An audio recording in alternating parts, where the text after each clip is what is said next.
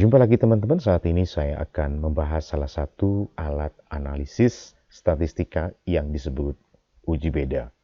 Mungkin ada yang bertanya mengapa ada alat analisis ini ya. Seperti namanya, kenapa harus ada pembedaan dan kenapa harus diuji? Baik teman-teman, untuk lebih tahu bagaimana kita menggunakan alat ini dan bagaimana caranya dan apa manfaatnya, mari kita mulai dengan cerita. Ada seorang guru bahasa Inggris, anggap saja namanya X, dan guru ini mempunyai pengalaman mengajar yang cukup lama. Dari setiap akhir semester, dia melakukan tes kepada siswa-siswanya. Dari sekian tes yang dia lakukan, akhirnya dia tiba dengan kesimpulan bahwa rata-rata kemampuan kosakata mahasiswa yang diajarnya adalah 7. Di semester ini, khususnya di akhir semester, dia memberikan tes kepada 10 siswanya. Nah, di tabel kita perhatikan tertera nama dan nilai mahasiswa, mulai dari Arda dan Jessica. Sepintas kita melihat, tentunya dengan hasil ini, nilai mahasiswanya lebih tinggi dari rata-rata, yaitu 7.0. Tentu guru merasa senang dengan nilai ini, dengan hasil ini. Dia berpikir kemampuan mengajarnya, metode mengajarnya sudah berhasil. Tetapi apakah memang demikian? Apakah nilai dari mahasiswa itu telah mencerminkan satu perbedaan yang signifikan dengan angka rata-rata, yaitu 7? Jangan-jangan perbedaan itu hanya bersifat kebetulan saja. Nah, untuk mengetahui apakah ada beda antara nilai-nilai yang ada di tabel itu dengan rata-rata, cerminan dari populasi mahasiswa, dalam statistika kita menggunakan uji beda. Karena kita memiliki satu sampel kelas dan ingin kita membandingkan dengan angka rata-rata populasi mahasiswa di dalam hal kecakapan kosakata, kita menggunakan uji beda yang disebut one sample t-test. Jadi, one sample t-test adalah tes yang digunakan untuk melihat apakah ada perbedaan nilai dari sampel dengan nilai rata-rata populasi, itu singkatnya. Teman-teman, ada hal yang harus diperhatikan ketika kita melakukan uji one sample t-test. Pastikan data yang kita miliki berdistribusi normal. Data dengan distribusi normal adalah data dengan probabilitas distribusinya mendekati rata, sehingga bila divisualisasikan akan berbentuk simetris seperti lonceng. Pengujian normalitas data dapat dilakukan dengan berbagai macam cara. Misalkan, Kolmogorov, Smirnov, atau Shapiro-Wilk. Semua alat uji ini ada di software SPSS. Baik teman-teman, untuk itu kita bisa melakukan hal berikut ini. Silakan kalian buka program SPSS. Nah, ini adalah program SPSS saya. Saya sudah mempastekan data yang saya miliki. Di sana ketika kita mengklik data view, tertera nama mahasiswa dan nilai. Kita bisa mengubah variabel nama dan nilai dengan cara klik variabel view. Misalkan di sini saya klik nama, kita bisa ganti dengan hal lain. Misalkan name, ya sama saja betulnya ya. Tapi poinnya adalah saya mau mengatakan dengan mengklik variabel view, kita bisa mengubahnya. Hal lain yang harus diperhatikan adalah ketika kita melihat ada nama di sini, maka di bagian sebelah kanan pastikan adalah measure nominal. Ini adalah data nominal. Kemudian nilai, pastikan data scale. Nah, selanjutnya untuk menguji normalitas data, kita klik Analyze, kemudian deskriptif statistika, arahkan ke kanan dan klik explore nilai. Kita arahkan ke kanan. Di bagian plots, centang normality plots with test, kemudian continue dan oke. Nah, di sini kita melihat hasilnya, output analisis data tes normalitas. Yang kita perhatikan adalah di bagian sebelah kanan. Di sana ada nilai signifikan Shapiro-Wilk sebesar 0,951 yang berarti lebih besar dari 0,05. Berarti data yang kita miliki berdistribusi normal. Dengan demikian kita bisa terus melanjutkan dengan analisis one sample t-test. Bisa klik analyze, kemudian kita klik compare means, arahkan ke kanan dan arahkan ke bawah one sample t-test. Bagian hal yang berikutnya harus perhatikan adalah test value. Ini adalah angka 7, angka rata-rata populasi yang tadi sudah disampaikan.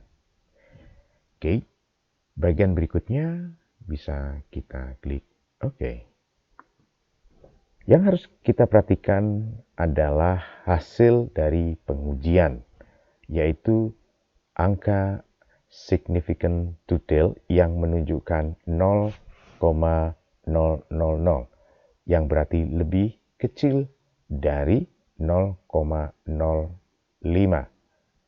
Dengan demikian kita bisa simpulkan bahwa ada perbedaan antara angka atau nilai yang ada di tabel yang kita miliki tadi dengan nilai rata-rata 70. Kemampuan rata-rata kosakata mahasiswa. Kita bisa melihat seberapa jauh perbedaannya min tadi, yaitu sekitar 1,7. Yang berikutnya adalah kasus yang sedikit berbeda. Teman saya kemudian melakukan sebuah eksperimen. Pada masa pandemi ini, dia melakukan sebuah eksperimen dengan mencoba 2 metode mengajar yang berbeda, yaitu metode pertama, film diskusi dan proyek. Kemudian metode kedua, mengajar hanya dengan PowerPoint. Sebagai subjek penelitiannya adalah mahasiswa yang berada di kelas yang dia ajar sekarang, mulai dari Andri, Aan, sampai Arband. Dari sekian perlakuan yang dia lakukan, dari sekian pertemuan yang dia lakukan, akhirnya dilakukan tes. Nah, inilah hasilnya. Untuk metode dengan menggunakan film diskusi dan proyek, nilainya bisa kita lihat mulai dari 8, seterusnya sampai 7. Sementara hasil tes dengan metode PowerPoint kita bisa melihat di sebelah kanan. Nilainya mulai dari 6, 7, 6, sampai 6. Pada saat ini kita bisa melihat bahwa ada 2 pendekatan mengajar dengan menggunakan satu kelompok yang sama, yaitu kelas Andri, Aan, Agus, sampai Arban.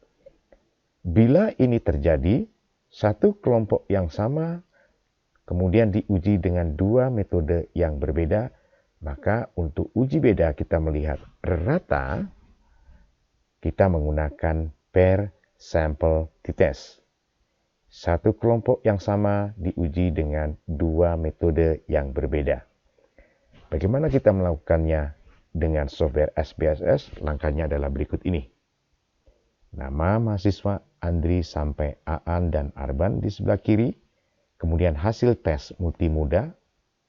Saya katakan multimoda oleh karena tadi kita menggunakan film, kemudian ada teks dan seterusnya. Ini nilainya. Kemudian tugas saja, ya, PowerPoint. Nilainya kita taruh di sebelah. Oke. Kita pastikan di variable view bahwa nilai harus mempunyai measure scale dan scale di sini. Bila sudah siap, kita bisa melakukan pengujian. Caranya adalah klik Analyze, kemudian Compare Means, arahkan ke kanan, dan kemudian kita klik Per Sample T-Test karena satu kelompok yang sama. Tabel dialog, kita arahkan multimoda dan tugas saja ke sebelah kanan. Bila ini sudah selesai, kita klik OK. Kita tunggu hasilnya. Dari sini kita bisa melihat bahwa ternyata dari hasil per sample t-test significant to tail terdapat angka 0,011 yang berarti lebih kecil dari 0,05. Hasil ini menyimpulkan bahwa ada perbedaan rata multimoda dengan rata tugas saja dengan PowerPoint. Kita bisa melihat hasil di kotak di sini, di mana multimoda rata-rata 7,6 sekian dan tugas saja 6,37 yang berarti lebih kecil tugas saja. Dari sini kita bisa menyimpulkan berarti metode mengajar dengan multimoda lebih efektif dari tugas aja, sebagaimana terbukti min-nya lebih besar multimoda daripada min tugas saja. Oke, berikutnya. Kasus berikutnya adalah ada dua kelompok kelas, kelas A dan kelas B, dengan nama mahasiswa yang berbeda. Di sini kita melihat ada sebuah gambaran bahwa guru yang sama menerapkan metode yang berbeda.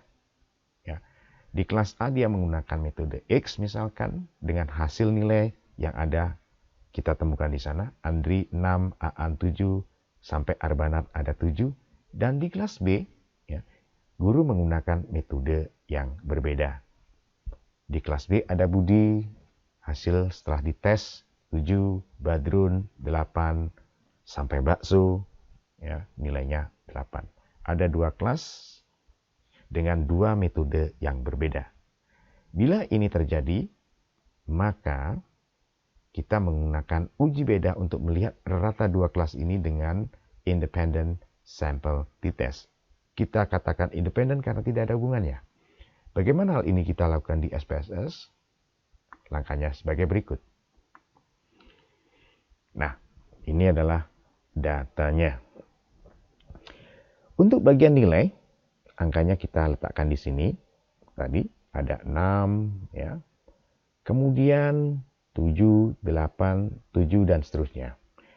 Untuk yang di bagian sebelah kanan, ini adalah metode. 1 itu adalah pendekatan multimoda, ya, adalah kelas. Oke teman-teman, untuk bagian ini saya sudah mengcopy dan pastekan datanya. Untuk sebelah kiri itu nilai dan sebelah kanan adalah kelas. Ya. Untuk kelas, ya, 1 ini mewakili kelas A dan 2 seterusnya ini 2 adalah kelas B. Nilainya tadi mulai dari 6 sampai 7 itu adalah mereka yang ada di kelas A, dan di sini 7 sampai 8 mereka yang ada di kelas B.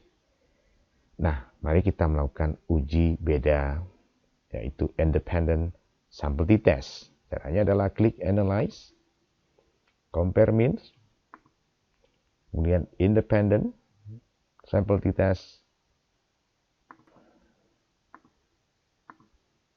Oke, di sini nilai kita arahkan ke sebelah kanan, sementara kelas kita arahkan sebelah kanan juga. Kemudian define group, oke, grup 1 kita klik, kita ketik 1, grup 2 kita ketik 2 dan continue. Kita lihat hasilnya. Baik, inilah hasilnya. Kita perhatikan angka significant to tail, yaitu 0,23 yang lebih kecil dari 0,05.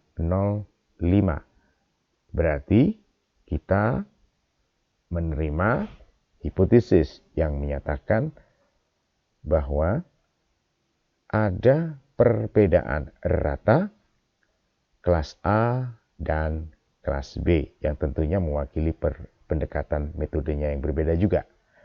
Nah, kita perhatikan di bagian grup statistik di sini. Untuk kelas A, ratanya 6,8. Kelas B, 8,1. Dari sini kita menyimpulkan bahwa metode yang diajarkan di kelas B jauh lebih efektif dari kelas A. Baik teman-teman, saya rasa itu saja hari ini. Saya sudah membahas UJT, bahwa UJT ada digolongkan 2 ya. 1 sampel, jadi kita menggunakan one sample t-test. Tujuannya adalah ingin melihat apakah ada perbedaan angka yang ada di dalam sebuah sampel dengan nilai rata-rata populasi. Oke. Kemudian ada 2 sampel, ya, berarti ada 2 sampel kelompok data. Dibedakan lagi menjadi dependent, ya. Bila yang kita dapatkan di sini ada 2 data tapi dari 1 kelompok. Kemudian ada disebut independent sample t-test bila kita memiliki 2 kelas, 2 kelompok, ya, dengan 2 metode yang berbeda juga. Oke. 2 kelompok yang tidak ada hubungannya satu dengan yang lain. Itu kita menggunakan independent t-test. Saya rasa ini saja, semoga bermanfaat. Terima kasih.